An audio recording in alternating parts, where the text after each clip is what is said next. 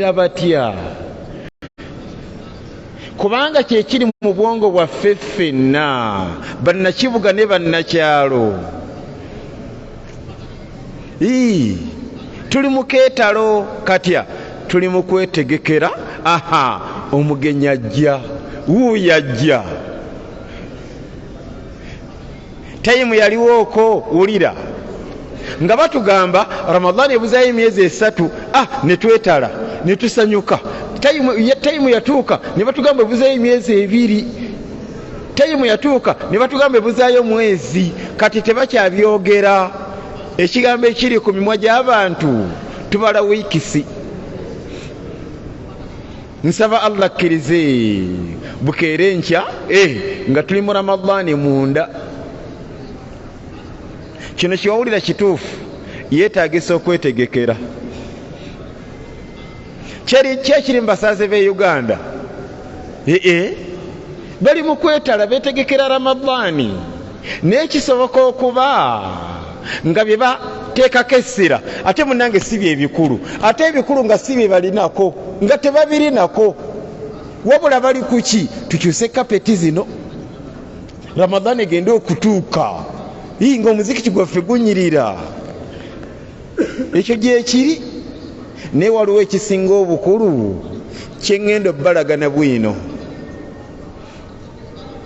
Bali mu kusonda bidomola bya langi. Bakole batya? Basiige omuzikiti Ramadhani egende okutuuka. Simanyi okiwulira. Ate engoye zaabwe abamu ku bo abolaba beetala engoye zaabwe zikweya. Nga Tombaka yagamba atya, ma asfala min alka'baini fahuwa fi nnaari, buli mukweyesa wa muliro. Hadithi eri mu Bukhari. Ramadhani bagyetegekera batya? Noono gyali nga ye kyeyalikira mu Ramadhani ali mu kikolera programu. Chapati banazigulawo ku luno kubanga ezaawo zibamu omunyo, asigenda kuddayo kugulaawo chapati za ddaaku. Ayagala kutegeera batuufu wanagula chapati za ddaaku. So teyeraliikirira kuyingira mu Ramadhani n'erimu ku mazambi amanene. Ramadhani bagyetegekera batya? Kyekibuuzo ekiri ku mmeeza. Nabana abasaze nabawulirako nga bagamba batya? Nga imaamu abategeeza omuzikiti gulimu akabugumu, mutugulireyo ku faani kubanga ettalawiya mu Ramadhani, ettalawiya omuzikiti nendaba nga kibaliko gyekiri. Gwe ettalawiya nga mulimu akabugumu esaalika. Ekiteeso kikulu imaamu kye yaleeta, tugule faani tuziteekemu. Siwulira? Wabula waliwo ebikulu ebibiri byensaba abasaze bonna abatannafa babiseeko essira nga tebannaba kulowooza ku faani ezigoba akabugumu mu ttalawiya. Waliwo ebikulu ebibiri bye tulina okwettanira okussaako eriisa ejjogi nga twetegekera Ramadhani. Nga tinaba kulowooza ttalawiya oba naagisalirawo ku luno oba njirumbe gindi kasita nnyina entambula lwekisigenda gindi nenfuna ku Qur'ani ensenekerevu ensunsule etalimu kakikya. Ebyo byonna byo pulani nga bikulu era byetaagisa okusibulukawo n'abaana bange. Lwekisiba kulya bokisi y'entende okonna kwetegekera Ramadhani neewulira bino ebibiri wallahi bya bbeeyi maaso ga Allah okusinga byonna byewakawulira. Ate abamu tebabirowoozanga nako. Ekisooka ki? Kuliwa. Ngambye eki? Kusiwulira? Okuliwa. Eki ennaku ze walya mu Ramadhani eyaggwa. فمن كان منكم مريضا أو على سفر فعدة من أيام أخر. Sinze ndagira eyatonda yalagira dda bwatyo bwe yalagira. Sura kyeyo Suratu Baqara aya kumeka 183. فمن كان منكم مريضا Ramadhani bwetuukanga omumumwe nafuna ekizibu kya bulwadde au oba ala safari oba lugendo akola atya waddembe okulya fa'iddatun min ayyamin ukhar aliriwa nga Ramadhani eweddeko sisuubirayo musaaze nga ye ntegera yeegamba yalya mu Ramadhani ne biggweeraawo kale bw'abeerayo kati mugamba tebyaggweeraawo ateeka okukola ki siwulira ateeka okuziriwa di tokkiriza Ramadhani neetuuka ng'okyabangibwa emabega twetegekera Ramadhani ne ibaada zino biri nkulu nnyo esooka kuliwa Ramadhani egenda okutuuka ng'olikkiriya ng'emabega teri siwulira nga teri bbanja Uya mama wa Aisha yatusomesa atya ku nsonga gye tuliko yatuga nti kunna nu'maru biqada'i siyami wala nu'maru biqada'i salah twalagirwanga kuliwa kusiiba ate ekyokuliwa esswala tetulagirwanku kuliwa swala yali ategeeza ki mu programu z'abakyala eza haidi yeekonya akagere no swala tasaala era ekyo ku topiki y'okusaala biggweeraawo tasaala ate siwulira temunabitegeera juzawo nga bitegedde omukyala ali mu haidi tasaala ate bwawona taliwa swala ate bwekuba kusiiba ali etasiiba ate aliwe kunna nu'maru twalinga tulagirwa biqada'i siyami okuliwa okusiiba wala nu'maru naye nga tetulagirwa biqada'i salah tuli mu kwetegekera Ramadhani tugyetegekera naki wama taqarraba ilayya abdi bishay'in ahabbu ilayya mimma aftaradtuhu alayhi mu hadithi al-qudusi Allah yatugamba omuddu teri kyasobola kukola nga kisanyusa nnyo Allah nga kigabirako empeera empitirivu kusinga kyabwatteeka ibaada ebbiri zende mu kujjukiza zombiza siwulira zabwatteeka wajibu komparisale si kyeyagalire walyamu liwa يا أيها الذين آمنوا كتب عليكم الصيام كما كتب على الذين من قبلكم لعلكم تتقون أياما معدودات فمن كان منكم مريضا أو على سفر فعدة من أيام أخر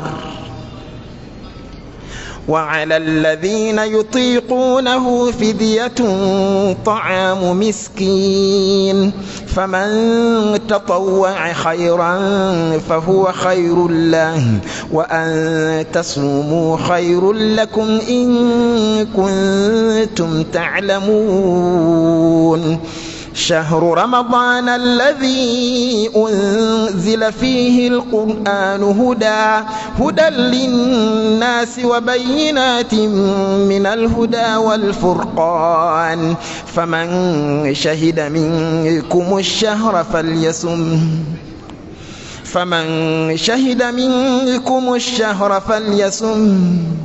ومن كان مريضا أو على سفر فعدة من أيام أخر يريد الله بكم اليسر ولا يريد بكم العسر ولتكملوا العدة ولتكبروا الله على ما هداكم ولعلكم تشكرون.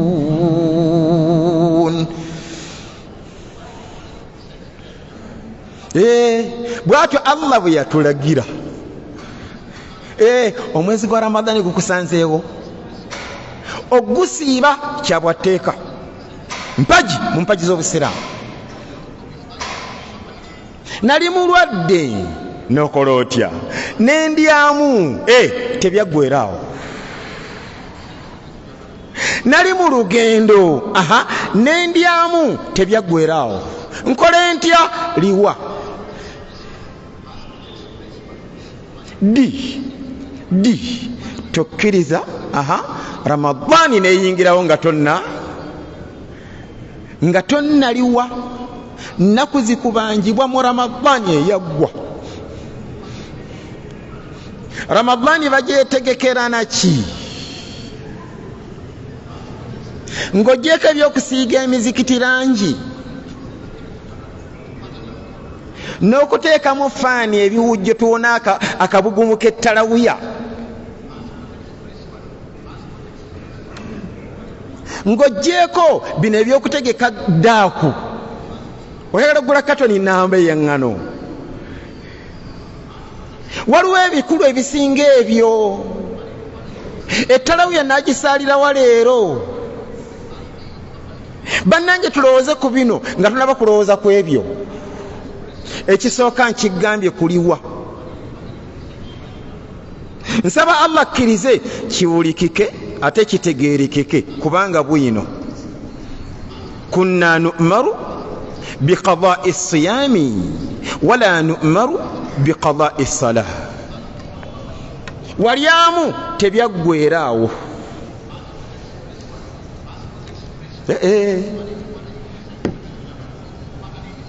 Era mu ddalasa yaffe eno eya leero nga twogera ku topiki y'okwetegekera Ramadani. Nalabye nga kyetaagisa twogere ku mugenzi rahimahullah omusomesa w'ensi eno. Nsaba Allah amusiime Sheikh Abdul Hakim Sekimpi. Ku nsonga ki?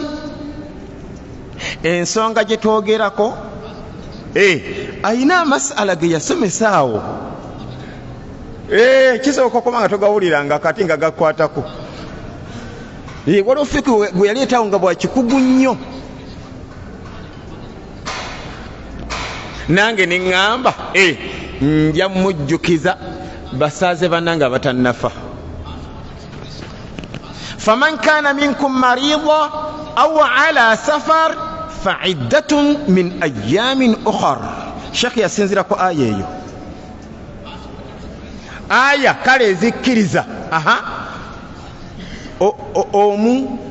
omutambuze okola ki? Kati awali ensonga awo yatubuuza Sheikh rahimahullah, yatubuuza. Nsaba Allah musaasiri.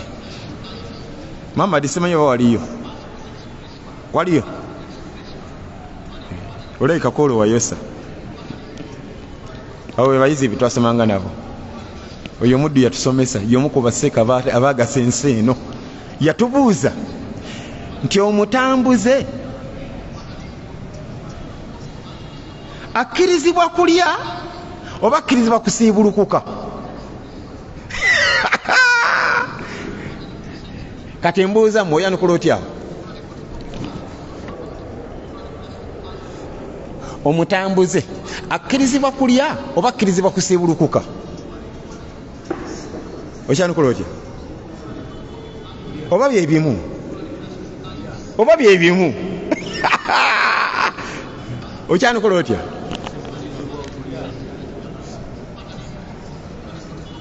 Ndowooza okkiriza ntufunye ansa bbiri.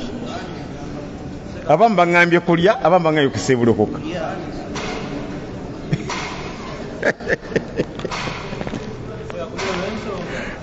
Kakati kale barakallahu fiikum. Ndowooza tokkaanya nti ansa zombi si ntuufu. zombi ntuufu kuliko entuufu siwulira Hussein abadde kyate sitegedde na ansa gyompadde kulya oba kusiibulukuka oba byebimu kugaba embi bituufu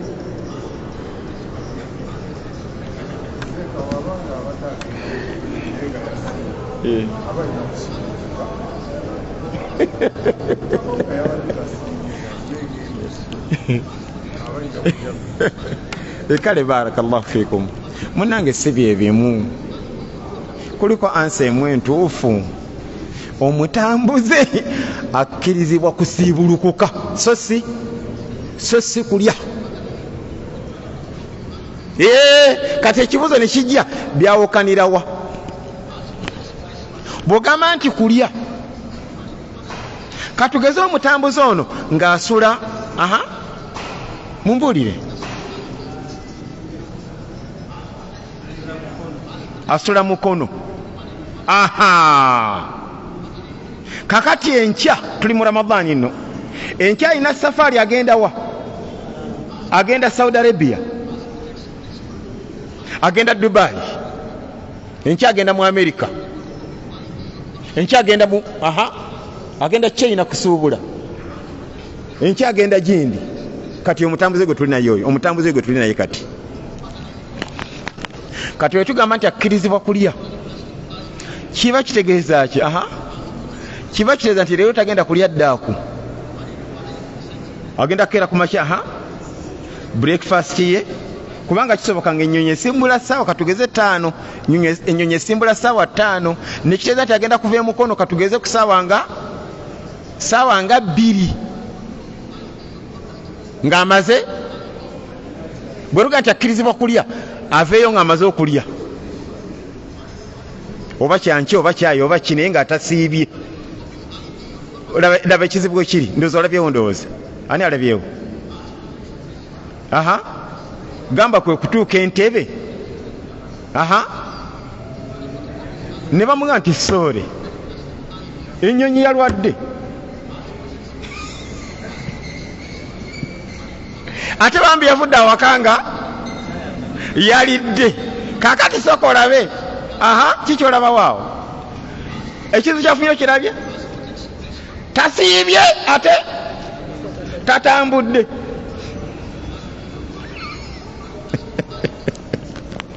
nsaba Allah akkirize bitegereke oba nze nabitegeera nnyo kati olaba otya nga Seka byasomesa nga abitegeera amakulu n'ava awakanga siwulira nga yasiibye yalidde bulungi dda n'asula n'enniya esiiba ne bukeera ku makya nga siwulira nga yasiibye olaba otya madamu ajja agalangatana ne kyayi namugamba atya nasiibye wagambye olina safaari ng'omuganzi nasiibye kakati akola atyawo ebyokulya bya bipaakinge mu bbaaga simanyi ompulira ava awaka nga yasiibye atuuka ku kisaawa entebe siwulira ng'asiibye bw'oba watambulako bimanyi process eziri awo ate kebera biwandiika ati simanya viza ate bisimo kitegeera bizina okutwala essaawa 3 nga muli awo ku process eyo awo wonna nga wasiibye kale biyise bulungi babikwasizza awo wonna nga gwe osiibye kyekiddirira genda oyingidde mu nnyonyi otudde mu ntebe era nga gwosiibye simo kitegeera ogenda okulaba nga bina biri tayali ennyonyi esimbula eri mu bbanga gyeyo ebyokulya byo kubanga kati oli muki oli mu lugendo kale barakallahu fikum obigaziyo okusingakawo ojja birowoozaako bajja baseka tulina bangi ojja babuuzaako bagole okutangazaamu kati omutambuze akkirizibwa kulya oba akkirizibwa kusiibulukuka tugambye tutya akkirizibwa kusiibulukuka so si kulya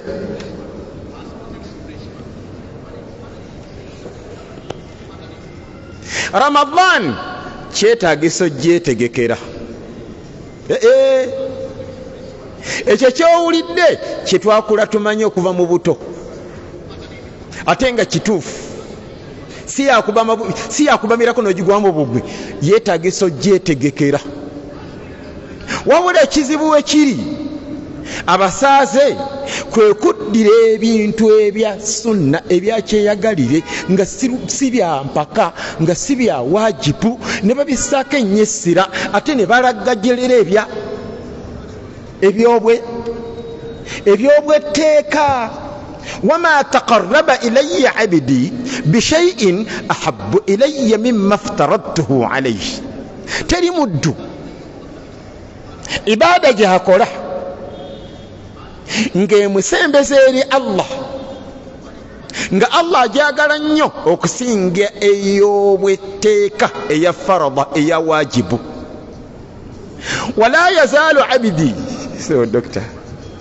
wala yazaalu abdi yataqarrabu ilayya binnawafili hatta uhibba ate omuddu bw'alemerako n'aba ng'akola ebyakyeyagalire ebya sunna juzawo ekigambo awo gamba oluvannyuma lw'okuyimirizawo ebyobwetteeka hatta uhibba tayimu etuuka ne mufuula mukwano gwange ino hadithi al-Qudsi Allah yabyogera fa idha ahbabtu bwe mufuula mukwano gwange akunu basarahu kale njagadde kutegeeza ki nti okuddira ebyakyeyagalire n'obisoosowaza ku byobwetteeka mu puroguramu y'okwetegekera Ramadan obeera mu offside.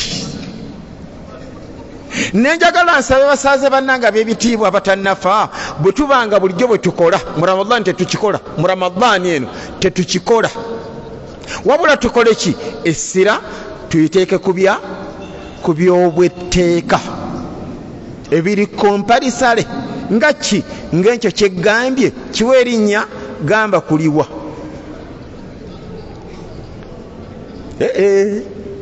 ekyokubiri kyendeeta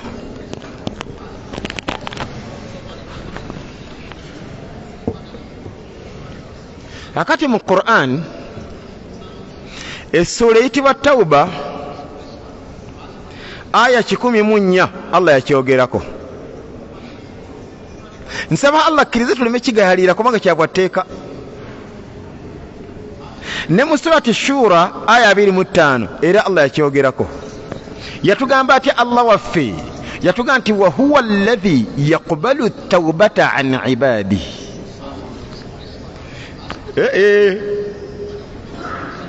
Basaaze bannange mbeegayiridde buli we tulowooza ku Ramadan tulowooze kwa ibaada eno.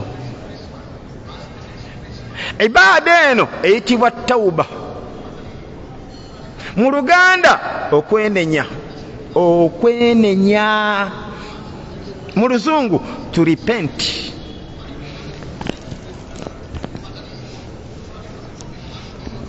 Ekyebbeeyi kiba kya bbeeyi omwezi gwa Ramadani guugwo gujja tokkiriza kuguyingiramu ne kakikya wooyo ate nga Tawba weeri وهو الذي يقبل التوبة عن عباده ويعفو عن السيئات. الله لرده otusonyiwa amazambi gaffe gonna.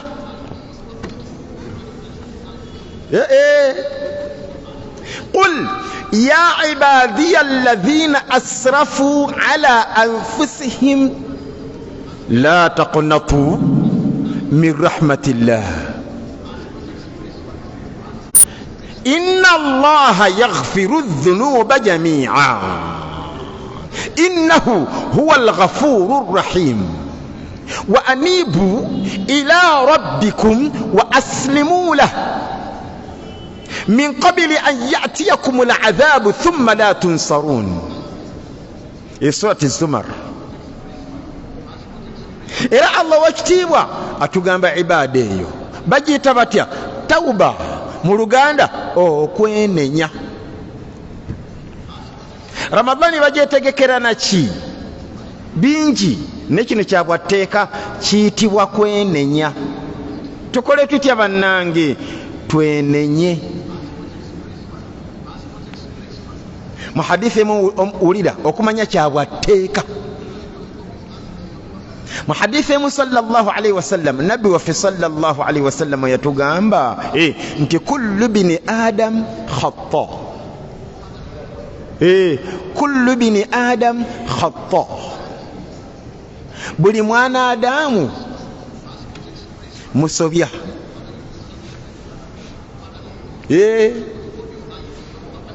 Kati lwakuba kale bakavulugira bannabbidaa hadithi nti tebagala gimalayo, bagala gikomyawo naye nga osiweekoma. Lwaki? Anti bw'omutwalira ku bwina alaga nti kino kyokola kifu. Wali badde okireka, lekera okusala ebirevu seeka. Mawuledi ziveemu. Oli musomi wa Bayibuli ngate Qur'ani weeri, agantu ago gate. Allah ajja kukutamwa, Allah ayinza okukwokya nno. Lekera okweyesa. Omanyi kyakola? Ngagamba nti kullu bina adam.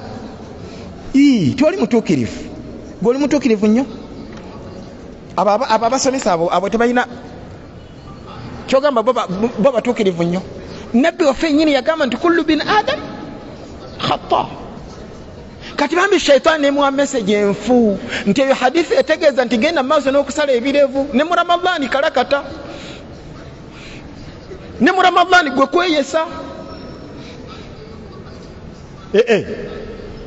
Sooka olabe shaitaani bwetuwamba ku mulembe guno gwa bwino. Nange ne ŋŋamba nedda nja kubeera wa kiseeri abasaaze. Hadithi eno njibamalireyo mbagambe tekomaawo.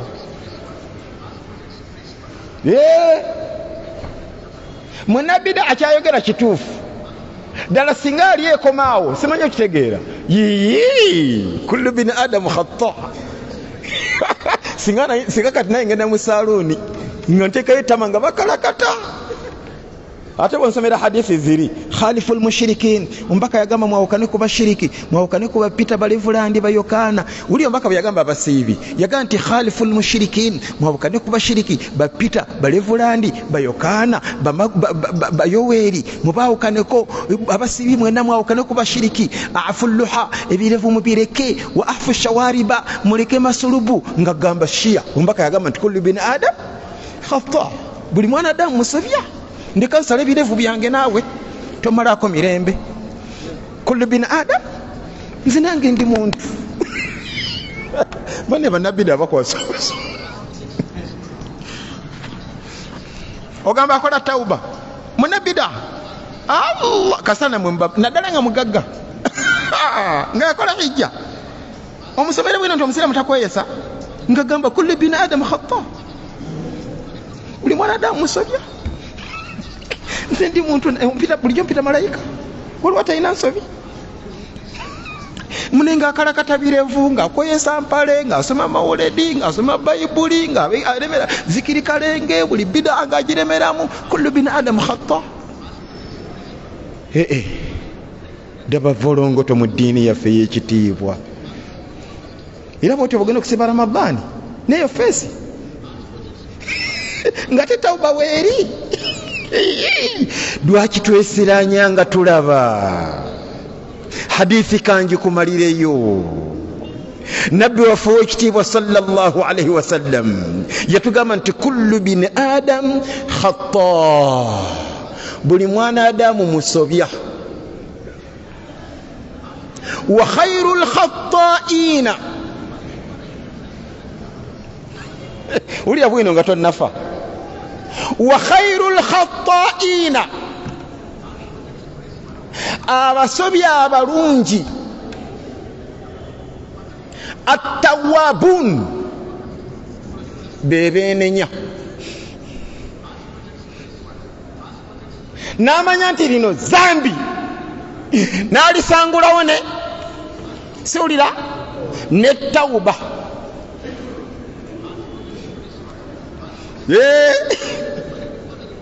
kullu bin adam khata, buli mwana adamu musobya. wa khairul khata'ina at-tawwabun, abasobya abalungi bebenenya. Era kyova olaba Allah waffe yatutonda atumanyi, mumanya ge yekakasaako Allah, innahu, mazima Allah waffe huwa tawwabu, ye musonyi, arrahim, omusaasizi. Lwaki?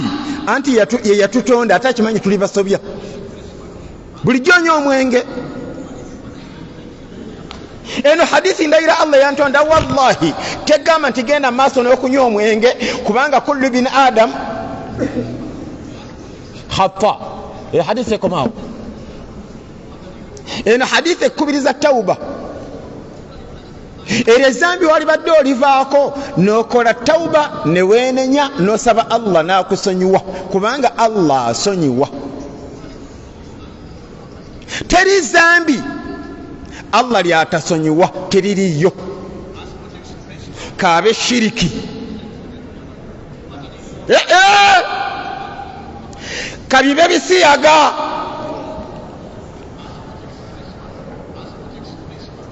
era nga Allah tafuddeeyo wakabibalamu emyaka emeka. Na kino kisoboka nga wabigulamu ne poloti.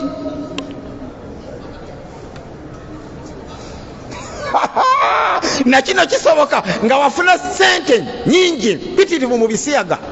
Shaitani nekulimba nti Allah kusonyiwa omuze gw'ebisiyaga, agusangule mu fayiro yo. Mbu ulya shaitani bwegeta abantu, genda okole hijja. Sente ezo werera kuba mulekwa, genda kusoma ebisomesa obusiraamu, obuuze ebbasa nti ndaga ku baana ababanjibwa. Gattamu awo bukadaana kwata. Kyokoze kinene, naye eyo si yetta, eyo si yettawuba. Nemuseka Sekaisa Kakembe yatusomesa ku zaka munene nakitegeera ku olwo ng'omuddu ayinza okukola ebinene ninga tawadde zaka. Ani yaliyo erungujja Kasaawe Kayanga? Oyo twali naye yabita banne omuddu yatusomesa kye bayita zaka, nga yatusomesa bwati kale biwanvu nga omanyi musomo, yaleeta musomo naye wano wenjagalamu. Yatulaga ng'omuddu ayinza okubanga zaka Allah gyamubanja mu maali ye yonna nga mbanjamu. Gwaliyo nga mbanja meka? Yatugamba nti ayinza okuba Allah mbanja meka? Tewaliwo byakuyitako ndowooza. Mbadde gamba Seka byatusomesa nti omuddu ayinza okuba nga Allah mubanja sente meka? 3.5. Ate n'atuuka ku muzikiti, katugeze ku Siddiiki, ne bakuba omulanga nga baagala ddirisa. Amadirisa gali ameka gano? N'agamba eryo lyange. Bagenda oddibala 14,000. Simu okitegeera? N'aliteekamu. Ate nga Allah mubanja siwulira 3.5. N'afa nga Allah mubanja empagi namba mu mpagi zo. Kyokka abasiraamu bamutenda bugabi, yatuwadde eddirisa ssebo. Kati ye musiyazi.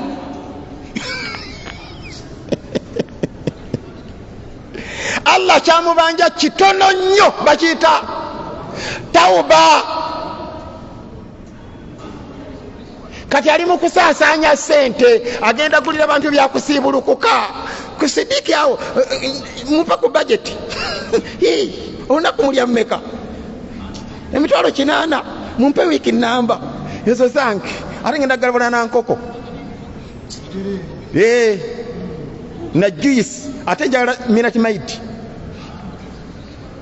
kikyanoonya mbu Allah musonyiwe ebisiyaga mbu asibulula daba sokola bevolo lwaki tokola ta bayita tawuba okumanya banange Allah wakisa soko lyawe bino nga tonnafa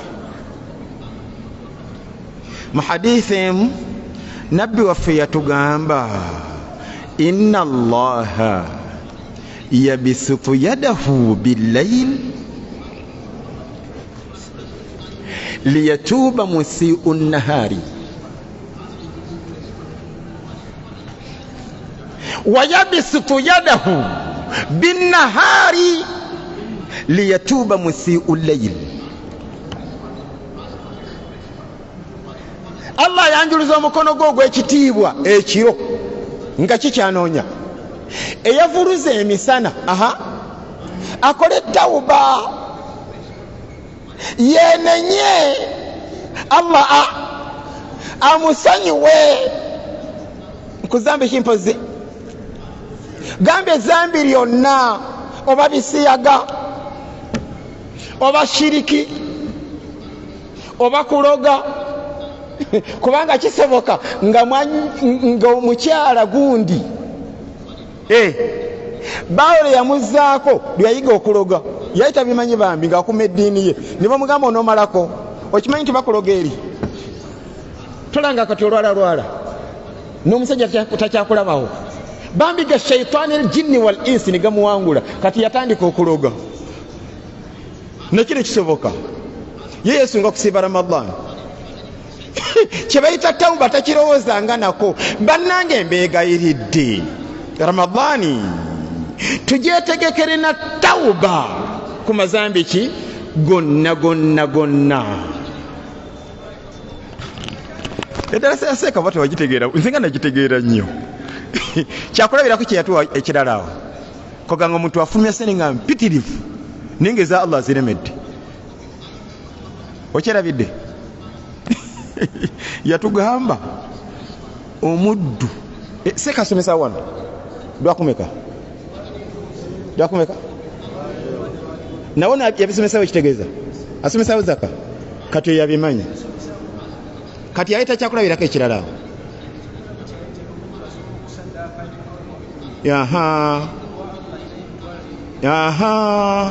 wallahi ajjumbira ebya gamba ebya sunna nalagajjalira ebya kati ababa kasajja nabo muliro ffe yatuwa ekyokulabirako ekirala kale ayina engeri gyebalamu zaka nga munnange waliyo omugagga nga zaka ye 3.5 oba tokiwulirako jja mugamba bikubaliremu nga mmali eyo yonna Allah yagalamu 3.5 n'atugamba omuddu ayinza okukaluba n'agattawo mputtu kati ate abaayitaayita n'asanga bano abaana bookya enkoko ezi ne zeetoola bwe ziti n'alamuza newonga 4,000 naga lwakisera ku ssente zange nagula enkoko ya 4,000 ne bagirya ekyeggulo neggwawo naye nga Allah mbanja 3 kati mbuza abasaze bananga batannafa ebirwaki mbirese olwaleero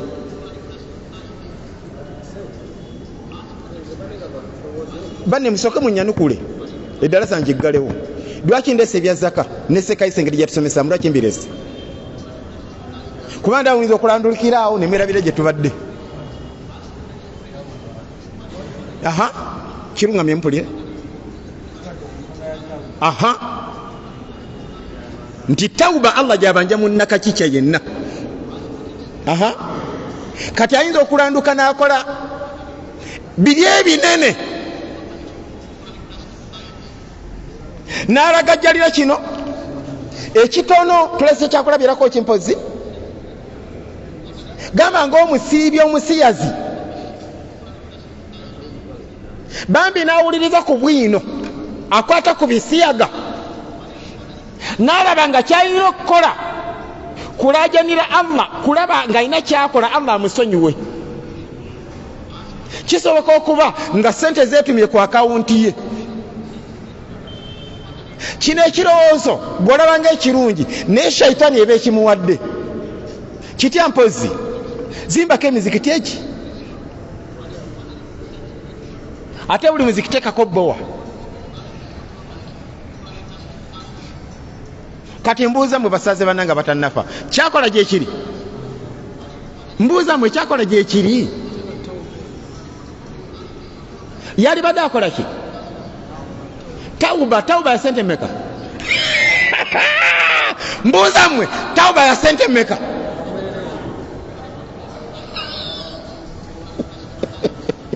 Jesi kugamba bugambi Allah ng'oli serious nti Allah nkusaba onsonyiwe, sikyaddira. Ebigambo ebyo by'olidde ne bw'otayongerako kirala, etopika ewedde nga Allah akusonyiwa nga amazambi agasangulamu gonna kutuuka mu maaso ge ng'oli kiriya. Aha, kati oluvannyuma asooka alowooze ku bino ebyakimpozi. Siwulira ebyokuzimba emizikiti, ebyokuyamba bamulekwa, simanyi mpulira. Naye nga amaze okukola ta bannange tauba. Kale eddala seyaleero katugigalewo n'ebigambo bino byamumanya. Yitibwa Ali ibn Abi Talibi, yatusomesa topiki nkulu nnyo, ne tujja bireeta mu ddala sejja. Kambi ogemu Lwarabu tuli bivuunula, kubanga ddala eno ejja kugenderera. Tulina n'okwogera ku bulombolombo bwa tauba. Sikola tauba ng'omanyi tauba okutuuka mu maaso ga Allah nga teriiyo. Biba bigambo, just bigambo, naye waliwo obulombolombo bw'olina okujjuzaawo Allah asooka agikkirize. Kati Ali yali atusomesa ku topiki singa bakubuuza, kubanga kino bawa kiwulyako kituufu. Si buli seeka nti seeka, era babasiraamu abaddala tebasoma ku buli seeka. Basosola, nze nange nsosola. Lwaki waliwo obujulizi obutegeeza ekyo. Naye kati Ali yatuyambako n'atuwa minzaani kwopimira, noma nti ono seeka nja musoma kajja kungasa, ate ono ajjako ono n'eddiini yange. Yatuwa kipimo ki? Yatuga nti al-alimu man la yu'minu nnasa fi makri llahi wala yuqannituhum min rahmatillah. Waliyo ekibuuzo eno esebo akumusalamu kwata obuwanvu jangu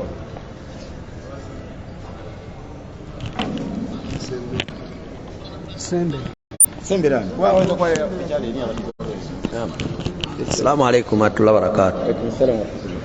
So kamadenga nto musomo nga guno singa oba osabanga ku radio oba ziringa banajibu bowulira basoma ne bagamuweeyo ne badda mu kusoma nyaga abantu abawaddeyo.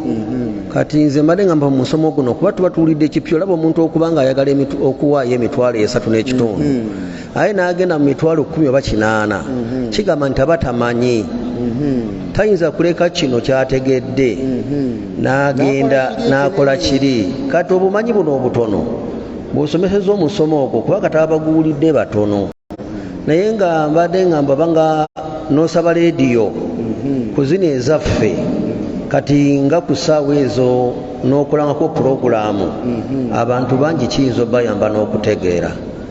Assalamu alaikum warahmatullahi wabarakatuh. Alaikum salaam warahmatullahi wabarakatuhu.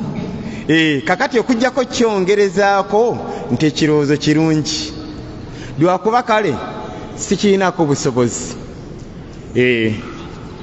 Kale nze mu nkola zange nze sisaba ngenda kusomesa,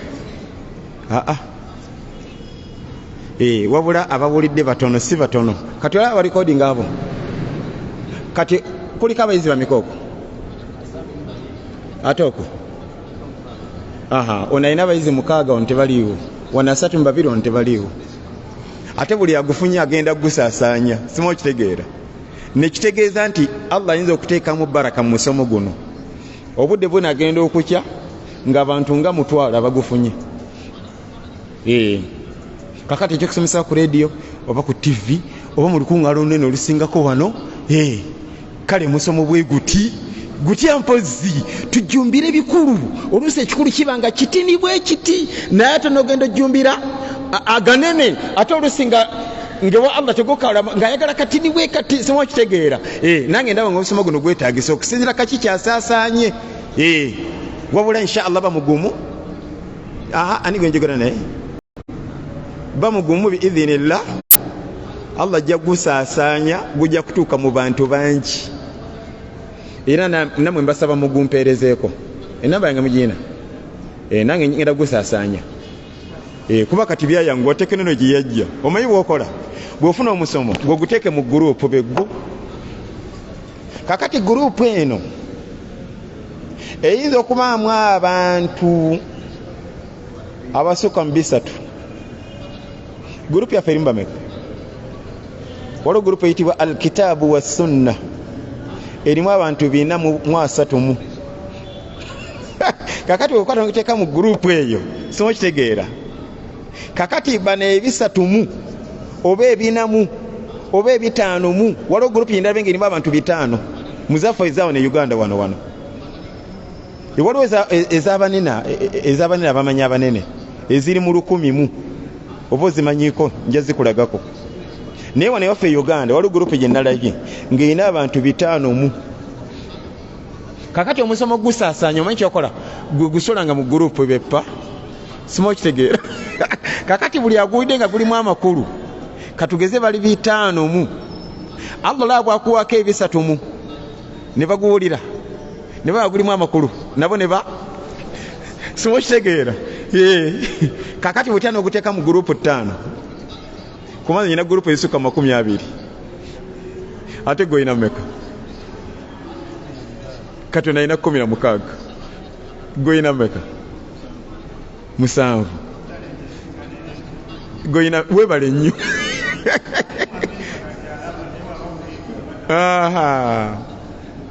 Nze ndaba tekinologi yo nasinga ne radio. TV kati TV ezimu zakusasulira. Niyo nateekako kadata sinyinga 10 nawuliza omusomisomo ngije ng'etaano. Oluusi ali mmoroka avuga ng'ateekako wano ngende musomo gumunnyonnyola. Kale insha Allah tusabye Allah ateekemu baraka gusaasaane. Siraje bambi.